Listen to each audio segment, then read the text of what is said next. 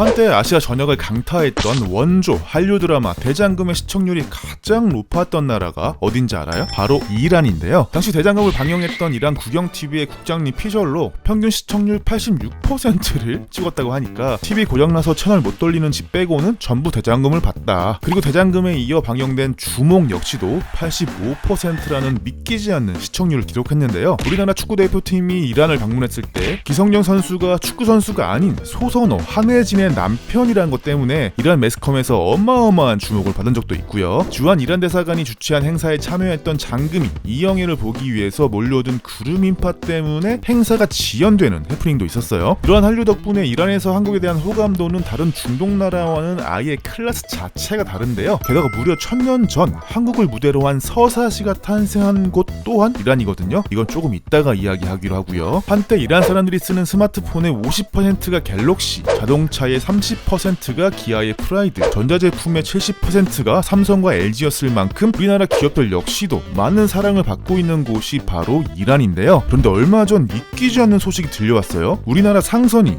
호르무즈 해협에서 이란 혁명수비대에게 납포됐다는 뉴스가 바로 그건데요. 아니 도대체 한국과 이란 사이에서 무슨 일이 벌어지고 있는 걸까요?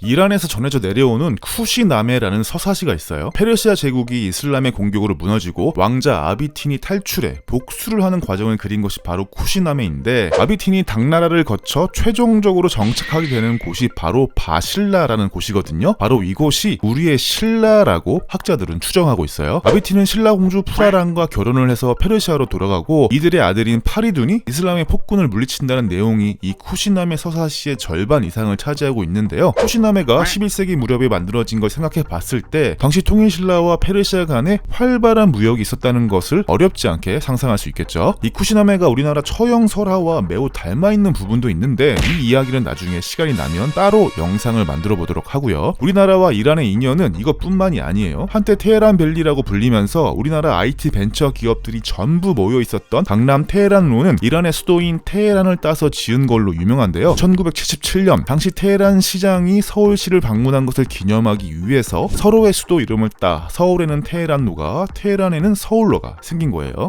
그런데 얼마 지나지 않아서 이란에게 커다란 변화가 닥치게 되는데요. 중동에서 둘째가라면 서러워할 친미 국가였던 이란의 팔라비 왕조가 호메이니를 중심으로 한 이슬람 혁명 때문에 무너지고 반미 선봉장이 섰기 때문이에요. 그리고 곧바로 이라크와의 8년 전쟁에 돌입하면서 전 세계적으로 왕따를 당하는 국가로 전락하고 말았어요. 당시 미국을 비롯한 서방 국가들은 당연히 이라크를 지원했고요. 소련 역시도 아프가니스탄 전쟁에서 이란이 아프가니스탄을 도왔던 일 때문에 이라크를 지지하고 나섰어요. 미국과 소련이 같은 나라를 밀어주는 감동 실화가 실제로 일어났고요. 아랍사회 역시도 이란에게 등을 돌렸는데 이란 시아파는 중동 전체적으로 봤을 때 마이너리티였기 때문에 순위파가 정권을 장악하고 있는 이라크를 지원했던 거예요. 이처럼 국다를 당하면서 힘들게 살아가고 있던 이란에게 더 큰 시련이 닥치는데요. 2002년 몰래 우라늄을 농축하다가 딱 걸리거든요. 그러면서 국제 왕따에서 국제 깡패라는 이미지가 이란에게 심어지기 시작했어요. 그런데 미국의 부시 대통령의 악의 축이라고까지 규정했던 이란과 미국의 동맹인 한국의 관계는 신기하기도 그렇게 나쁘지 않았어요. 굳이 좋다 나쁘다를 따지자면 좋다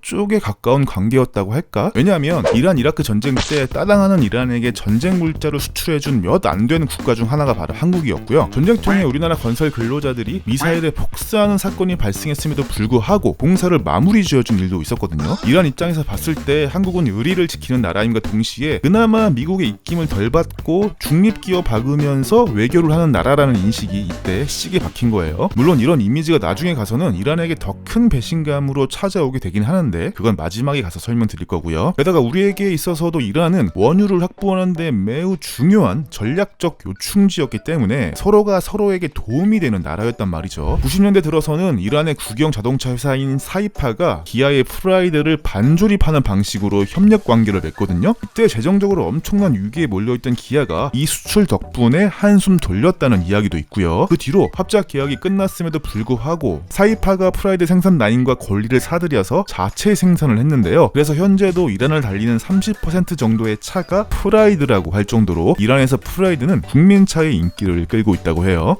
게다가 이란에서 태권도의 인기 또한 엄청난데요. 전국에 있는 태권도 도장만 무려 3,500개에다가 99년에는 한국에도 없는 세계 유일의 태권도 리그를 창설해서 운영하고 2004년 아테네 올림픽과 2008년 베이징 올림픽에서 연속으로 금메달을 딴 걸 시작으로 여성 종목 최초로 이란에게 올림픽 메달을 안긴 것도 바로 태권도였을 만큼 이란 국민들의 태권도 사랑은 우리의 상상을 초월한다고 해요. 게다가 2002년에는 서울광장, 2003년에는 서울공원까지 만들어지면서 국제 외교 사상 최초로 한 나라의 다른 나라의 이름을 딴 도로, 공원, 광장 3개가 동시에 생기는 그랜드 슬램을 이룩하기도 했고요. 이런 와중에 터진 게 바로 대장금이랑 주몽을 비롯한 K-드라마였어요. 한류 드라마가 인기를 끌었던 이유에는 여러 가지가 있는데요. 서구 드라마와 다르게 남녀 간 노골적인 애정 행각도 없고 노출도 없을 뿐더러 히잡과 비슷한 쓰개 치마를 쓰고 있는 한국의 모습에 동질감을 느끼면서 이란 사회가 열광했던 거죠. 그러면서 항상 수동적으로 살 수밖에 없는 이슬람의 여성들과는 또 다른 여성상이 드라마 속에서 그려지면서 리모컨 권력을 쥐고 있던 이란의 아줌마들에게 미친 듯이 어필된 거죠.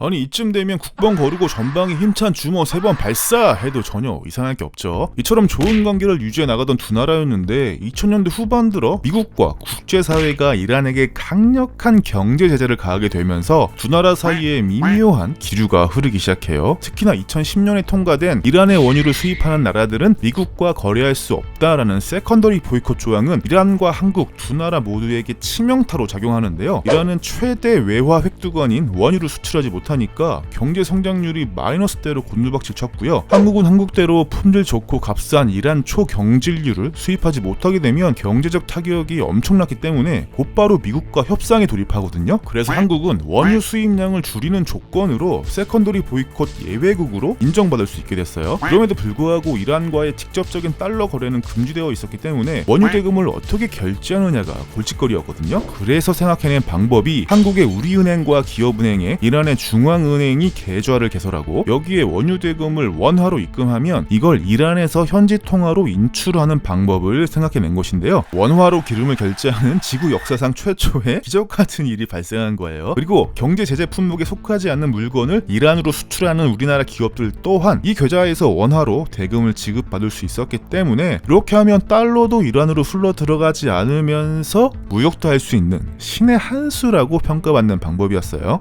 하지만 이런 방법들은 물새는 바가지에 스카치 테이프로 임시 땜빵 해놓은 정도밖에 안 됐기 때문에 이란은 오래 버티지 못하고 결국 지지를 선언하거든요. 그래서 2015년 이란의 핵시설을 감축하는 대신 경제 제재를 풀어주는 이란 핵협상이 타결되면서 삼성과 LG, 현대 같은 우리나라 기업들이 이란에 본격적으로 진출할 수 있게 된 거예요. 한국 사람들은 모두 이영애랑 송일국처럼 생겼을 것이라고 생각하고 있던 이란 사람들에게는 미안한 일이지만 한류가 가지고 있던 긍정적 이미지 덕분에 이란의 전통적인 우방이었던 중국 기업들을 제치고 한국 기업들이 커다란 성공을 거둘 수 있게 됐거든요. 하지만 제재가 완전히 풀린 건 아니어서 여전히 원유는 달러로 결제할 수가 없고 한국에 있는 이란의 계좌를 통해서만 거래를 해야 했어요. 문제는 우리가 이란에 물건을 파는 것보다 원유를 수입하는 돈이 훨씬 많았기 때문에 이 계좌에 돈이 계속 쌓여가기 시작했다는 거예요. 이란 입장에서는 이 돈이 계륵이었던 게 국제시장에서 원화는 오직 달러하고만 직거래가 되는데 이란의 달러 거래 금지 때문에 달러로 바꾸지도 못하고 오직 한국 기업하고 거래하는 데에만 쓸 수밖에 없었거든요. 그렇게 울며 겨자 먹기 식으로 운영해왔던 계좌에 그동안 쌓인 돈만 우리 돈으로 무려 8조 4천억이 됐던 거예요.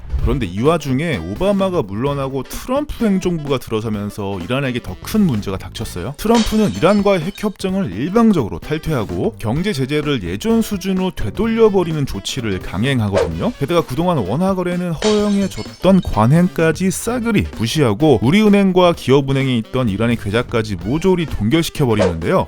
자, 이렇게 되니까 이란에 진출해 있던 외국 기업들이 철수할 수밖에 없었겠죠. 이 와중에 이란 외무부 대변인은 자신의 트윗에 철거하는 삼성의 간판 사진을 올려놓고 이란은 어려울 때 친구를 잊지 않는다. 하지만 일부 외국 기업이 미국의 괴롭힘에 가담해 최근 몇 년 사이 이란을 떠났다. 그런 외국 회사들은 앞으로 이란 시장에 복귀하는 것이 매우 어렵다는 점을 알아야 한다며 삼성을 콕 집어서 따라서 경고의 메시지를 보낸 거예요. 게다가 이란의 정보통신기술부 법무국장은 이란은 삼성전자 임직원 입국을 거부하고 이동통신망에서 삼성전자 스마트폰을 아예 제외해버릴 수도 있다고 인터뷰를 했는데요. 아니 왜 하고 많은 기업들 중에 하필이면 삼성을 콕 집어서 저러나 싶지만 우리가 알고 지내온 설이 얼마고 팔아준 게 얼마인데 한국 너마저? 라는 배신감이 강하게 표출된 거라고 해석이 가능하죠. 그 뒤로 이란은 우리 측에 동결된 원유 대금을 돌려달라고 꾸준하게 요구를 해왔거든요. 그런데 이 와중에 우리나라 선박이 호르무즈 해협에서 납포됐다는 소식이 들린 거예요. 그래서 전문가들은 미국의 새로운 바이든 정부가 들어서고 이란 핵 협상이 새로운 국면으로 접어드는 매우 중요한 시점이기 때문에 자신들의 협상력을 높이기 위해서 미국의 동맹국인 한국 상선을 납포한 것이라는 의견이 지배적이에요. 당장 자국의 상선이 납포된 게 아님에도 불구하고 미국은 니미츠 핵 추진 항공모함을 걸프 해역에 재배치했고요. 미국 국무부 대변인은 이란 정권의 국제사회 제재 압력 완화를 얻어내려는 명백한 시도의 일환이라고 성명서를 낸 것만 봐도 지금 상황이 어떻게 돌아가는지 잘 알 수 있죠. CNN은 이란은 미국의 가장 가까운 동맹국 하나를 찔러보고 있다라는 유럽연합 외교관의 인터뷰를 치르면서 한국은 중립적 희생자라고 표현했는데요. 결국 미국과 이란의 싸움에 한국이 말려들었다고 해석할 수 있겠죠. 아니 뭐 이란의 입장을 이해 못하는 건 아닌데 그 중국 행위가 장난이 너무 심한 거 아니오? 미안. 그래도 장금이야 준홍의 나라를 이렇게 대접하는 건 아니지 않나? 아무쪼록 우리 선원들이 아무 탈 없이 무사히 귀환하길 빕니다. 재밌게 시청하셨나요? 좋아요와 구독하기 그리고 꼭 댓글도 적고 가라. 그럼 안녕.